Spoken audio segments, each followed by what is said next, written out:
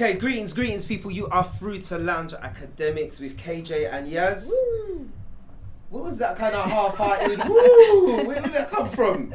It's usually whoop. I know. Not today. It's woo. Not today, I feel not a little today. chill coming in through the window. Is it really? And I'm the one in the geek t-shirt, you know.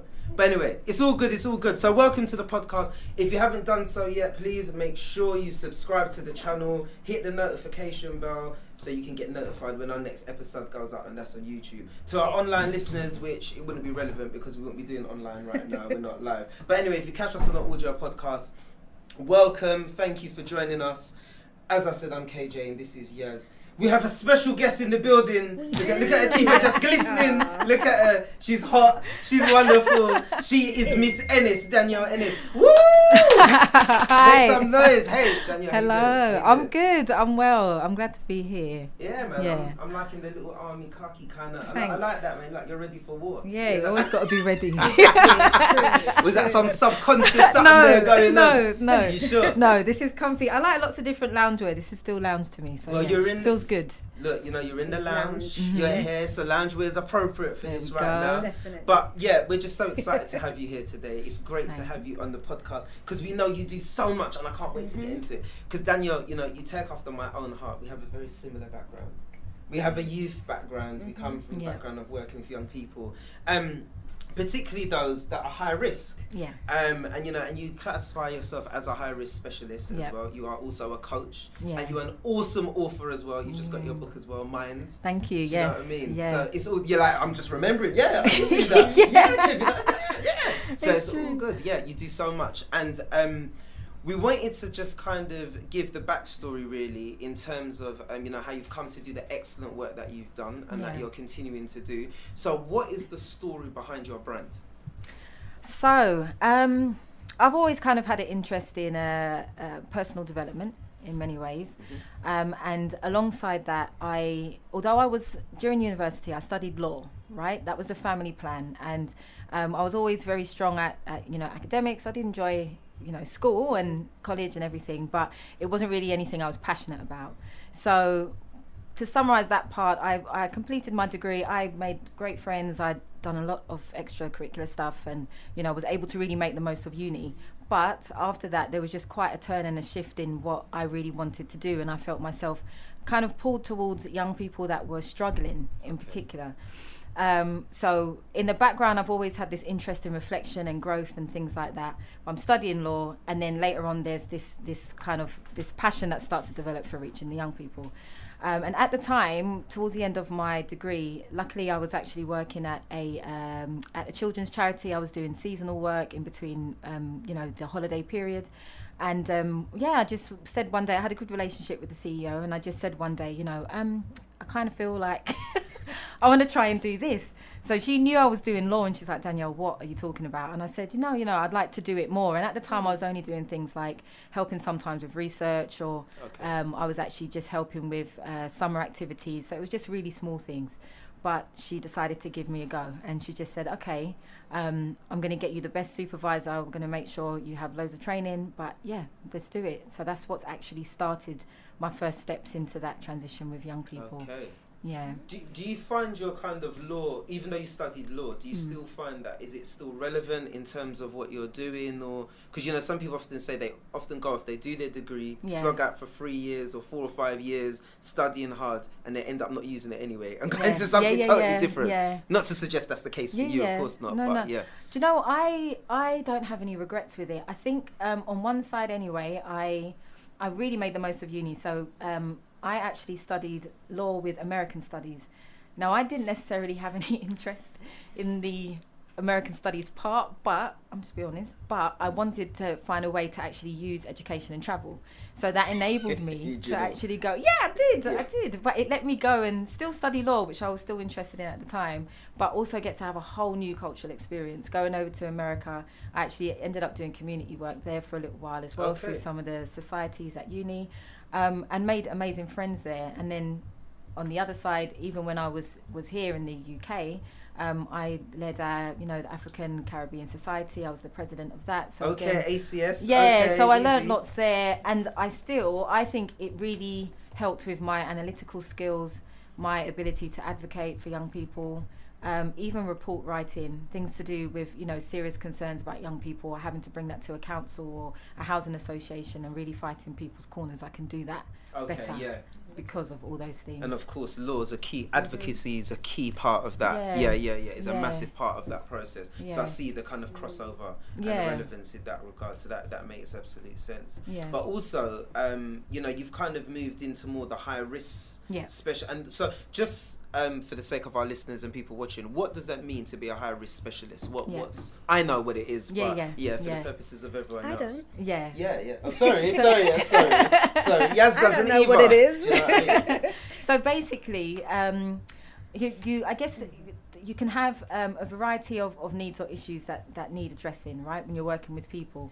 And when it comes to the term high risk, it's literally just in reference to people that are like at the top of the scale. So, for example, I didn't know, because obviously, you know, you've just heard how I got into it, but I didn't know that, you know, I would be so great at it to then be able to maneuver those kind of situations. You're modest then. Right? No, but you know, but I didn't know. So, for example, I remember, you know, my managers were slowly saying to me, okay, Daniel, you can handle this. We're going to, this young person, you know, this young man, he's really broken. He needs nurturing. And I'm like, sorry, what? And he's like, no, perfect for you. And I'm like, I really don't know if he actually, and they're like, no, you got this. Or I remember a young lady, you know, she came in and was in a fragile space. And again, they were like, oh, Danielle, no, straight to you. So people either coming out of prison, sometimes coming out of hospital, sometimes just being excluded from every other organisation, body, school that you can think of, and were coming to this centre. So the ones that had the highest needs would come to me. And it was like that for years in the different places that I've worked in. So it just became the toughest ones. Wow. So you built up your experience. Yeah, it was who I always had. I mean, what do you make of that? Because because I'm hearing you talking about guys, I guess, that are being referred to, you're a lady. Given the risk that can sometimes come, given that these are young men that are coming from, let's say, chaotic, maybe, you know, troubled backgrounds, so to speak. I wonder, is there a concern around risk at all, around that, in terms of risk of yourself, you know, around these guys? And I just wondered how you kind of play that out. You know what I mean? Yeah. I think at first, first of all, even when I started doing this, I was about 23, 24. And at one of the first centres I was at, I was young. And I remember sometimes helping, you know, some of these young people with forms, you know, those that might have been illiterate and couldn't quite process and get these forms done. Some of it was court papers. I'm trying to help them get this thing done, and they're getting hot and angry and just vexed. But because they can't read, or the frustration. And I'm sitting there as their peer in age, and I'm trying to, you know, kind of hold myself in a way where you don't feel that, because I don't want it to feel like it's you know, like I'm being patronising in any way or disrespectful. So in one sense, there was even just the age thing that I had to kind of navigate. But in relation with boys in particular, I just found that I had to be really straight talking and boundaried, really, and kind of like call something out as it is. So most of the time it was fine, but I remember there was this one one young man who would just have inappropriate comments. Wasn't towards me, but it would almost always be in a sexual nature about other girls, other women, all the time. And eventually I started to realise he doesn't know how to engage with me. He actually doesn't know how to do it without making something sexualised, or I don't know how to how to talk with her. So eventually I just said to him, okay, so look, that's actually kind of inappropriate, and we can talk about so much more. And if you keep doing it, I'm just going to keep pulling you up every time. And then eventually he actually got the hang of it, really relaxed, and we had a great relationship. So it can be tricky, but I've had to learn different ways to do it. Yeah. And sometimes it's even things to do with safety as well. You know, if there's someone and they're angry and they're kicking off, you can't see me, I'm petite. I'm small, you know, and I've got to be able to try and... you're out, you're ready for war. I know, well, this is why, you know, I'm programmed now. But, you know, you have to be able to, like, build that relationship where you can still kind of get someone's attention and help, you know, kind of bring all the energy back down and calm it down. And, to be honest, I don't think anyone you don't need to be matching their energy in order to do that. So you don't need to be hyped to kind of be doing that. Opposite. Yeah, it's the complete opposite, to kind of dash some water on that flame, so to speak, to kind of, Yeah. It's not easy. What are you thinking, Yazz?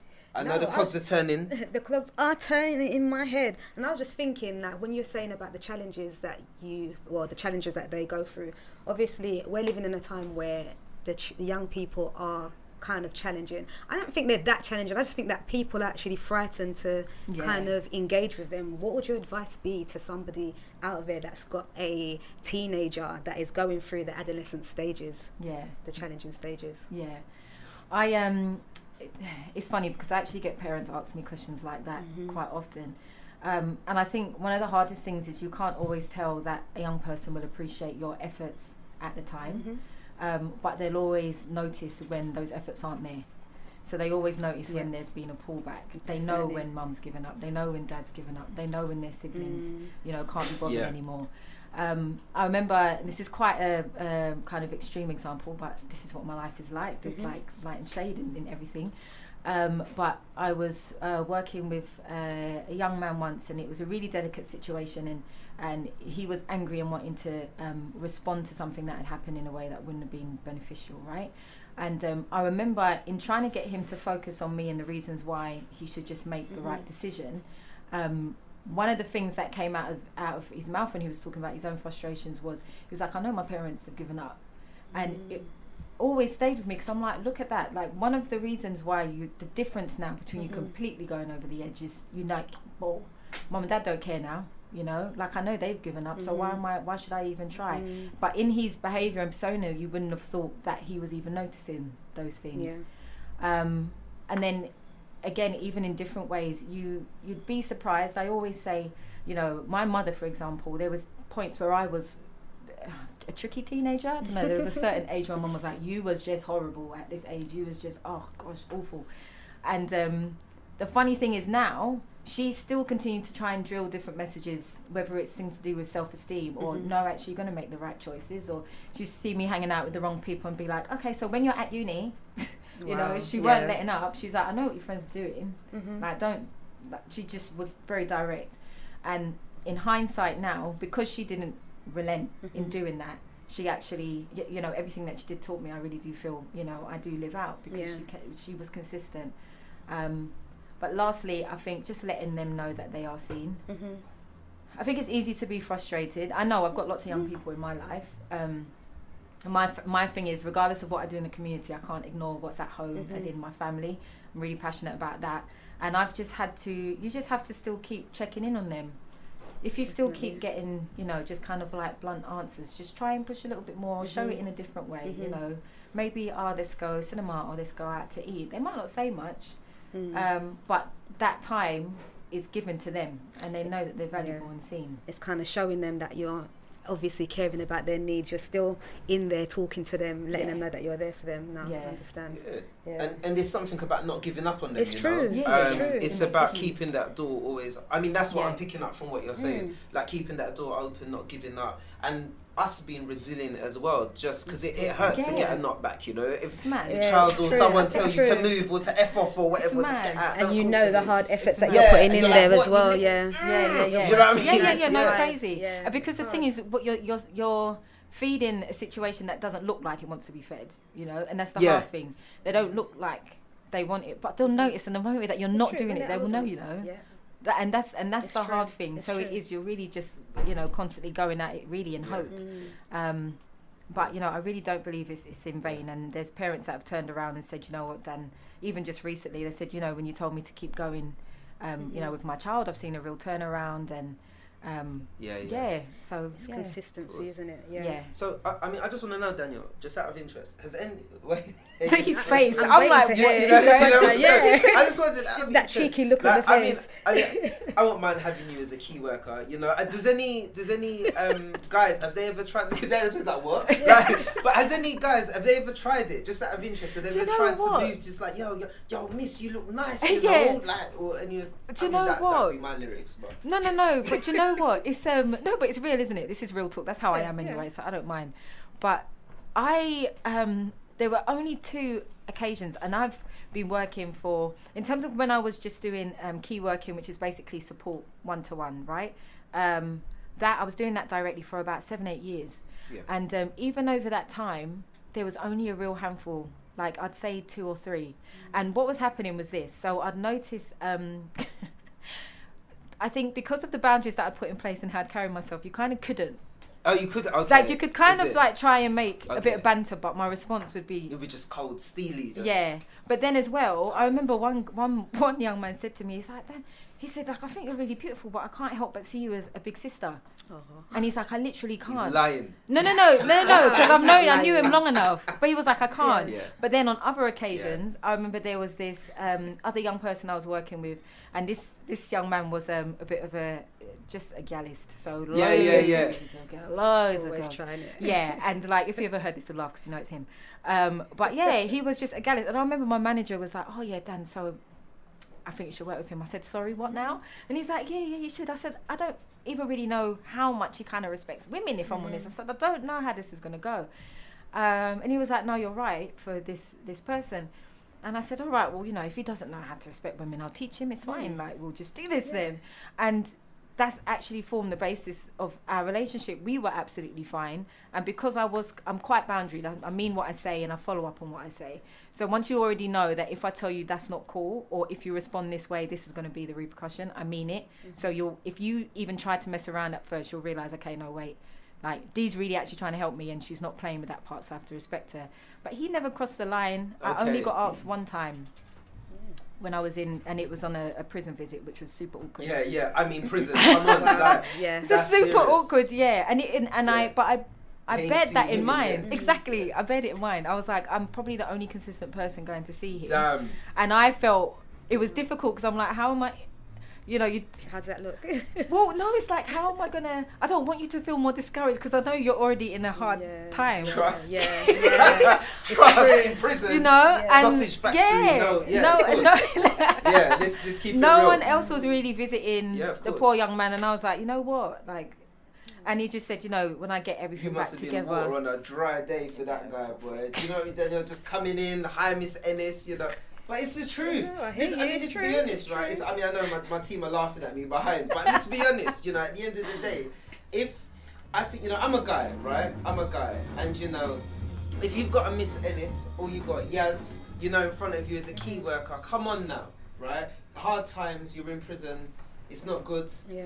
You know, equally as well, you know, sometimes you see there's sometimes some unhealthy attachments that's formed with women as well. True. Yeah. True. And some of the women that come into the picture can replicate that. So although there's banter in what I'm saying, but I think sometimes it could be difficult.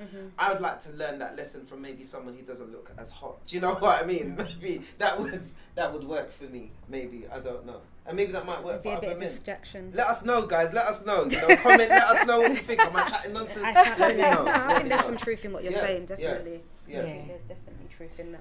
And I think this is kind of good because obviously you've written a book around emotions and getting in contact with one's feelings and you know, and connecting with oneself. Yeah. Right?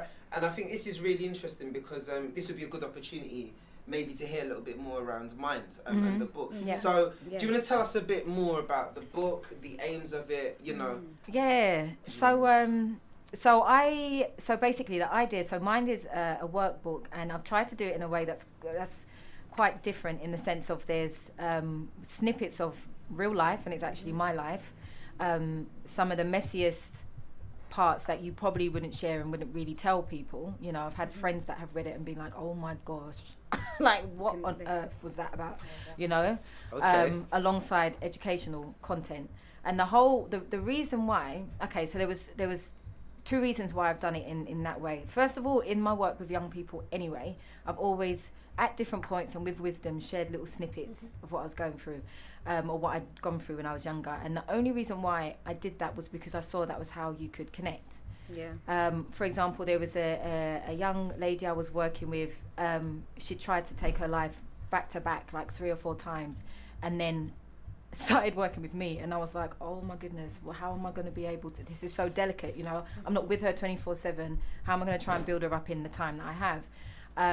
She was really lovely and polite, but she was I never really felt that full connection until one day she shared an experience, and for the first time I said, I've actually gone through the same thing. And it was the first time she looked up at me, and I was like, oh, this is it, like this is something tangible now. So I saw the power in sharing, you know, with wisdom the right parts of your story. And even with the sessions and work that I've done with young people, I use different stories or clips or dramas to talk about certain topics. So I thought, you know what, I've kept a diary since I was 8 years old. Wow, 8 years old. So you've kept all your, because obviously that must be over books and journals and I've got like notepads a bag and of stuff. So this really is a compilation of all those diaries over the wow. Wow. So I started writing when I was 8, and obviously now it's more like quarterly updates kind of thing, but and so you still kept writing. So you've still kept like a journal. I've still got. You still Can I just ask, what got you into? I mean, at age 8, what made you think, okay, I'm gonna write a daily journal about? It was just. Do you know what, guys? Where did you get the idea? I honestly don't even know. And you know when, like, I don't want to be like too deep or like over deep, but you know when I start to look back and I'm like, this all makes so much sense as to why I do what I do now. Because no one in my family keeps a diary. I don't even know why I was so interested in improvement, and I'll tell you some of the things that I used to do so you get how my mind was as a teenager. But yeah, I started writing when I was 8, and it would be my first entries are silly, like my auntie wouldn't let me out to play, like I hate her. As we do. Just angry, you know. Still doing that now, you know. I still hate you. It's just an email. I've forgiven you, auntie. But you know, it was a little silly things like that. But then when I actually read over my teenage diaries, I was like, oh my gosh, like the amount of emotion and raw anger, and then just the confusion, and then just being sad, and then I'm just raging over something so small, like I didn't get invited to the party and I'm vexed, like all my friends are out, and you know, I say it just laughing, but people still feel like that now as older people, you know. So some of these things is when I kind of read it over, I thought, you know what, there's actually so much in there, and if I never had my diaries, I would have never said my teenage years were like that. And it kind of made me realise, 100%, and it made me realise why young people would be like, you don't understand. And now I'm like, nah, I don't, you know. Because if it wasn't for those diary entries, I would have never said I struggled so much with even my mind feeling stable, because I don't remember that now, you know. That's why I think even when we try to talk back to young people, you're using it still from your perspective now. So everything's still got a little bow and tied on top. Yeah, it's true. You know, so I was like, you know what? I'm going to keep it raw and I'm going to keep it real. It might be a bit shocking, but I'll do that in between tools so that people can begin to learn things like how to build up your own self-esteem, or what on earth does anxiety look like? How does that feel? You know, and most importantly, coping mechanisms. So that was the aim. The first thing was to use something that was gritty and real, and then use it as a way to kind of teach, because self-awareness is really important. And the second aim was just to try and multiply reach. I get asked so many times sometimes for help, and I can't get everywhere. So this is a good way to equip even just everyday families with information as well. Yeah, because I mean the book's banging. I like the way you have. Thanks. I mean, you say it's a workbook, but I really like the way you've situated, you know, milestones in your life and matched it to where people be at so they can relate. So it's situated within developmental points of people, whether puberty, mature, you know, through maturing and stuff. And I really like the way it's been situated within that. And it is a workbook. It's a real workbook that is tangible and that people can use, and it could relate to anyone at any stage. And that's what I really like about it. I just wondered, what I'm curious about was, you know, I guess what was the decision to then say, do you know what, I've got my diaries, I'm going to turn this into an actual book. I want to translate that from a space of an outlet for me to process my feelings, to get stuff on paper. And how did that translate into actually this could be useful for someone else? You know, it kind of, it came to me one day. So the idea came to me when I was having a work transition of my own, right? So I'd worked in charities and education provisions, but I always found some of the same repetitive problems in some of these areas of work. Yeah, things like people being overstretched. I'm like, wow, burnout, you know, people like really trying to kill me, isn't it? Wow, you know, or because I can work hard and I have a big capacity. It's like, whoa, you know, let's just keep loading, and it happened everywhere. And then on top of that, I'm helping with leadership, and I'm like, okay, you know what? I just got to figure out how to do this another way. Plus all the outcomes, and I was like, no. You know, this is not even focused now so much on people, you know, young people. This is about agendas too. Outcomes, So I actually made the transition to try and start looking at how I could do it in a self-employed way, and I started contracting out my services, which meant I could do going into schools and youth offending services. However, at the same time, I was like, when it comes to my passion, I was like, what other resources do I have? That's something that's in my hand now that I could create something from. And that's when I thought about diaries, because it wasn't too long ago that I'd actually read over them. So it was like in that period where I was transitioning and I was trying to be creative, what can I use with what I have? And yeah, that was the idea. It's interesting how those little moments of quiet is when those moments of transition is where, you know, you have some of your biggest breakthroughs or light bulb moments or ideas, you know.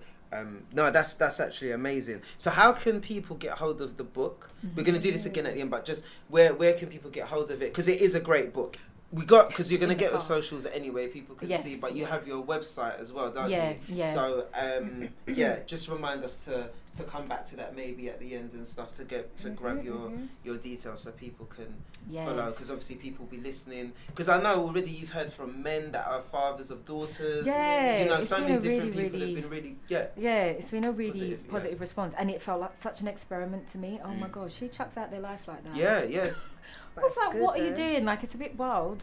You know, it's not even like serious. It's so relatable though. What's what? Like, is there some? What's wild? No. Could you give us a little sneak? No. But it's like no one doesn't really. Okay, so. But it's like you don't really. So, for example, there's one part where I'm talking about even just not even knowing how to even deal with male attention. You know, how do I even respond that way? Then there's other times when, you know, it might seem silly, but I don't like how I look, or I'm complaining about my voice, or it's just little things that people commonly, you know, usually when people are vulnerable, people respond funny, don't they? So it's like me chucking out vulnerability, which is what I've been doing behind the scenes for years, and then seeing, okay, what's going to happen? You know. So you're finding people that are like, Danielle, really? I think like that. Yeah. And to be honest, the good thing about it is, I think, because what I wanted to show is you can be going through mayhem and still come out and be okay, you know. And still looking good and sweet. Like, because it's like this is, and especially for the young people, because I think the scary part, especially when it comes to mental well-being, is if you don't know what's going on, it's scary. So I even went through, I don't know if this is too off topic, but I even went through a period where I was struggling with PTSD at one point, and it was because this is post-traumatic stress post-traumatic stress disorder, and basically that was off the back of a young man that I'd been working with had been killed, and it was the first and only time that's ever happened, but it like broke my heart like a million times over, because I love them so much, right? So because there was lots of other young people in my life, I still had to carry on and make sure they were supported, as well as kind of grieving myself. I was offered counselling.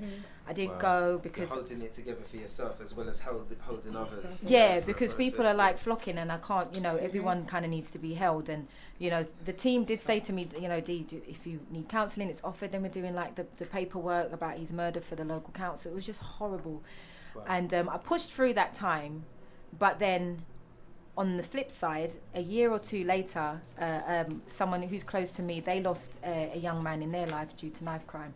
And in trying to support them, it triggered. Kind of brings everything back. And I didn't know. I was like, oh my gosh. And my mind just went into like a spiral. And I've really worked hard to have a really healthy mindset. But intrusion of thoughts, flashbacks, lack of concentration, it was just horrible. And eventually I said to my family, I said, okay, so I just want you lot to know, if I don't seem okay, it's because I'm not. I'm trying to figure it out, but something's wrong. Yeah, I'm just telling you because you're around me the most. FYI, yeah. And funny enough, my brother, who has his own understanding of different things to do with mental health, when I described how I'm feeling and my symptoms, he went, it sounds like you've got PTSD, Dan. I said, sorry? And once he said that, I could then I could then be, okay, right, this is what's going on. And just because of the field that I'm in, I'm like, okay, this is actually what my coping mechanisms are. I'm going to put them into place. If it doesn't shift, I'm actually going to go and get counselling, you know, because I need to. And that's because that just wasn't dealt with the first time. But I would never forget, even from my own experience, the shift with not knowing what was going on, and then at least being like, oh, this is what's happening. Because before that, it's panic. It's like, am I losing control? I don't get it. I'm just completely lost. And I think for people to even, whether it's something severe like that, when you are actually dealing with some type of disorder or difficulty, or whether it's even being able to recognize your feelings and your emotions, because these are the things that will trip you up later in life, you know, whether it's relationships, whether it's not knowing how to cope with stress, you know. And this is why it's also important, and why I'm trying to just be open, and it's really about. I think that's great that you're doing it, because I think definitely, I mean, I'll put it out there. You know, within the black community, it's tough when you're talking about mental health and discussions around the stigma, the labeling that comes with that. You know, being from a Caribbean background, it's often very you know, you don't talk about those things in public. So to have the introspection to check within yourself to say, yo, something's not right here. I recognise something's not right, and then to take that dialogue outside to the fam and to explore that, I think is powerful. And I think, you know, especially for young people, which that's what it's all about. You're enabling that. Well, that's how I saw it. You're helping to enable that process for young people. It's early intervention. Definitely, because if you've got the skills that you've got, and you're saying you even went through that, imagine the young people that are facing that with their friends that have got stabbed, got killed. Like, what would your advice to them? I mean, because obviously, again, like you said, we're from that background where we don't talk about these things. These kids are going to think, well, this is just a life. But realistically, later on down, it has an impact on them. So those that may be watching this or listening eventually, those young people that obviously are going through the same thing, has friends that have lost. What would your advice be to them? Well, you know, I've actually got a part in the workbook about grieving. And it's just because I lost someone at a certain age. And you have to, it's okay to feel. And you have to get the people that, you know, you feel that you can trust the most, that you can open up to, as well as also just trying not to completely isolate yourself, because sometimes I find that in withdrawal, when you withdraw and you isolate, I call it like a cocoon. But, you know, you can either be embraced by people that love you and kind of have that support, or you can literally be in like a dark hole and you're surrounded by that darkness. So try and still connect with people that you trust. Take it easy as well. And I always find some form of expression helps. You have to kind of get your emotions out, otherwise you just combust anyway. Even if they write it down, exactly. Diary, journal, and something. Exactly. And the funny thing is, there's been I've heard there's young girls now that are starting to journal. I'm hearing that there's. I journal myself. There's been as well. There's been improvements with some girls. I've been hearing from some people that there's improvements between interactions. Daughter to mother, daughter to father. Wow. I think because they're starting to realise what stuff is theirs. You know, maybe actually mum didn't talk to me a crazy way. Maybe actually I'd have to communicate that a bit different. Or maybe actually I was still vexed with my teacher and I just took that out on mum. There's young girls that they're starting to talk to even some of the young men that are in their lives, the boys. You know, they're starting to talk to them about the same things. And the only reason why it started with girls is just because it was my own diary entries, you know. So that's why. So there's been good feedback from parents. Parents are starting to understand more about just the process, because again, you do forget. As well as, again, adults enjoying some of their exercises, because mental well-being doesn't stop when you're an adult. And because of my work with homeless women years ago as well, that's what really pushed me again to go back to the youth and be like, no, early intervention has to happen. So it doesn't really end, because this is one of the potential outcomes as a result of mental ill health. Because it's if your habits, whatever you learn by your early 20s in terms of how you learn to cope, that sets your foundation. Well, trust me. You need to ask my dad about that one. Serious. My dad's tough. Yeah. Tough love. Dad, I love you, man. I love you. But it's the truth, you know. We do. It becomes harder. I think it becomes a coping strategy, which becomes a way of being. You keep, and it's hard to break that kind of cycles, particularly if it's not. You may think it's helping you as a short-term gain, but in the long term. It's not good. No. You know? So and we have a dilemma.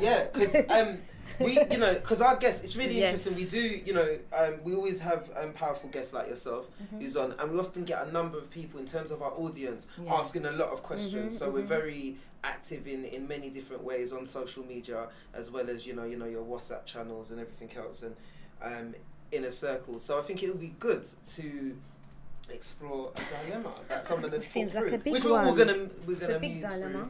Through. Okay. Right. So let me take my time. Deep breaths. No, I'm joking. No pressure. I'm currently living in my house with my 3 young children and my eldest daughter who has a small child. She is consistently rude and talks to me with disrespect. I'm getting really stressed, working long hours and rushing home to cook and clean with no help as I'm a single mother. Things have gotten so bad to the point we've had huge rows, even a fight. I can't believe this is even happening to me. I feel like I'm losing control. I really just want her to move out, but the fear that I have is that she suffers from depression. How do I move forward from here? Kick her out. Ooh, a deep one. But anyway, I'll let Danielle, I'll let Miss It's a Ennis, wind up. and I'll put my two pence worth in. Okay, so I think the hard thing, especially when it just comes down to any single parent trying to just cope with that, is you're gonna really be exhausted genuinely, like because of how much you're working and things like that. I remember before working with a single mother, and her young person in particular was actually quite, she used to kick off. She was hot-tempered and things like that. And the issue was, her mum used to say when she gets in from work, she's too tired really to kind of deal and push back. So over time, what happens was the daughter in the end would be able to kind of push and have that space because the parents worn out. And the hard thing is, ideally we can be in a position where I always feel like if you're consistent in what that message is, when they do push more when they're older, it's they can't push as much because they still know what mum says goes. But the hardest thing is, because they both have children, I actually think what you need to do is have extra support for the daughter, because the daughter would need to have her own support for a transition if she was to move out. Because having the two of them under the same roof is going to be too much, because there's kids there too. And they're both mothers. Right, so they're both, space, so as in like the children, everyone's going to be feeling the friction now. They're all in the house. Yeah. So wait, the daughter, she's a mum as well? Their daughter's a mum Yeah. as well. What? Yeah. Okay, I missed that big detail. Yeah. Sorry, I missed that. Don't kick her out. I take that back. Love. Yeah. Sorry. Yeah. Take that out. Yeah. That's why it's harder. So because you're still going to have extra, you've got Because it's going to come back onto you anyway. You kick her out, it's going to fall back onto you. Yeah, and again, it becomes like a generational thing as well. Exactly. So we've got now So we've draw got other kids now that are in the picture. How are we going to do that? On one side, I always still try and say to stick to whatever you said, to follow through with that. And I just mean that in terms of, if you've said, someone can or can't have something, make sure you stick with whatever you said to your young person. I know that's harder to do if, for example, if you are tired and you've kind of like taken a step back sometimes, when you pick your battles. But other times it's harder because it means that they'll like overly push with everything and think that a young person can dominate. But most importantly with this, I think she actually needs further support. So did she say what her age was? No, she didn't say. Okay. No.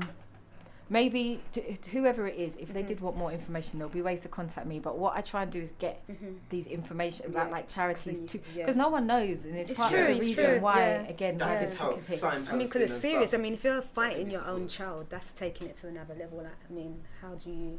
Something has to shift, isn't it? And it's going to take she would have to lose that There's eventually. too many crabs in a bucket or barrel. Too many, I think there's serious overcrowding there, and I think, from my perspective, mediation is very important, which Danielle was going to go on to kind of mention. Communication is key, and I think looking at more healthier ways to model good communication, or to open the channels to communicate, because obviously there's frustration, they're all hurts, everyone's hurting, there's a fear within that as well. So it's about trying to create that space to kind of process that stuff, whilst also trying to enable the communication between everyone in the house. But I do think... But then you've got that thing of the stigma of people not wanting to go outside. I guess this is one way of doing it, because they're not seen or heard. They're behind the scenes. But to actually seek counselling and taking that step forward, something's got to shift. Something's got to shift. So they've got to try something new, because at the moment something isn't working. So I guess for the person who's listening and watching, who's kind of reached out with the dilemma, obviously you're at your ends now, you're looking at other options. So I think it might be helpful to consider some other options outside of what you're normally doing, because that obviously doesn't seem to be working very well. But not to say that it's wrong, but maybe there might be something new that I might need to try. But so external could help. Yeah, because I just find that mediation, it helps to... I don't know, if someone, so for example, young people, to be honest, it's everyone. I say young people, but this is just All life. ages, yeah. You know, people want to be heard, regardless of whatever's wrong, and regardless sometimes of how they communicate that. So if there was someone that was in the picture that could at least work with the daughter, and that could be some outlet there, they can also help to get them to understand more about the parents. I've worked between parent and child loads of times, you know, and sometimes that's what's needed. And I know sometimes people have also said, well, if they disrespect me, why would they disrespect you? Why would they listen to you? Yeah. Sometimes but again, it goes to boundaries though as well. I've had young people kick back at me, and I've said to parents, they're kicking at me. I couldn't imagine that. Because, gosh, I've had some. Kick back at you. Yeah, no, I've had some really funny experiences, but they either way, they're still Sorry. Try to keep a straight face. Sorry, Danielle. Sorry about that, but I just. But yeah, in either way. Either way, I do think they've had to learn, because I won't move. Like, you can kick back at me, but I'll still come back with the same discipline. I'm sure. Yeah. You know, so that's the whole thing. Keep so I used to say, so keeps everyone safe. Right, and where that's fallen out of a place with the parents, sometimes someone else can help. Of course. To get it back. Totally. So, yeah. And on that note. Yeah, it's been emotional actually. We're coming to time. I've been signalled. No, am I wrong? Yeah. Roughly. Yeah, roughly. Everyone's like, what? Cameraman. It's that time. Yes, it is. I think it would be really helpful to get up socials and your website, because you spoke about being contacted. So where can people get the book? Where can we get mine? So they can go to Amazon. Okay. And also, if you're in North London, there's a bookstore called New Beacon Books. It's on Stroud Green Road. Woo! Yeah, what? Yeah, so New it's Beacon. in there too. Yeah. I love New Beacon, so do check it out anyway. I always go and get books from Stroud there. Green Road, near Finsbury Park. Yes, Stroud Green Road. Yeah, brilliant, right? So Amazon, New Beacon Bookstore. How can people get in contact? I know you have a website. Yeah, people that are listening to this and really interested and want to be coached. Yeah, you know, Danielle Ennis. DanielleEnnis.com. And in particular, there's more work coming out this year. So we've got a book on relationships that's going to be coming out. That's interesting, yeah. And then there'll be literature and stuff. That's actually just for adults as well. Okay, because this is the stuff that I do for all ages. Brilliant. Fantastic. Oh, that's cool stuff. Yeah. Some serious writing going on behind the scenes. Trust me. Yeah, relationships is going to be interesting, and that's going to be a thick one. Yeah. Brilliant. Yeah, of course Always it is. an We might need to interesting talk about that, because we do our little love talks thing. Yeah. We do that, so it might be good to talk collaboration. Talk about boundaries. That might be helpful. Do you know what I mean? It'd be good. Sounds like you need some. So rude. Right, and on that note also, before I forget, thanks, have a laugh at my expense, why don't you? But I am a geek today. So the other thing that I want to mention also, we always ask our guests this as well. Yes. As you've been on, if there was anyone that you'd be thinking of recommending to come onto the podcast, they've got to be living, they've got to be able to physically make it to the podcast as well, because I think it helps with getting brand recognition and awareness for other people. So if there was anyone else, it could be a coach, it could be anyone in your field that you think would be really good to have one to kind of hear their story, who would you recommend and have one? I'd say it's a friend. Okay, that's fine. But I just find their journeys interesting. A friend, Carl Loco. Carl Loco, yeah? Okay. Yeah, and the reason is for his own transitions and the way that he works now and where he's been. So. Okay, brilliant, cool. Yeah. Okay. You might want to hook that up with Carl then. See if you can make that happen, see if you want to come on and see himself just like where you were, you know? It would be great. But Danielle, thank you so much. Thank you. Everyone go out and grab the book. It's heavy. If you've not done so yet and you've come so far, hit the notification button for our next episode. Hit it now. Yeah, hit it now. This is Decode the Culture, Lounge Academics. Thank you, Danielle. Thank you.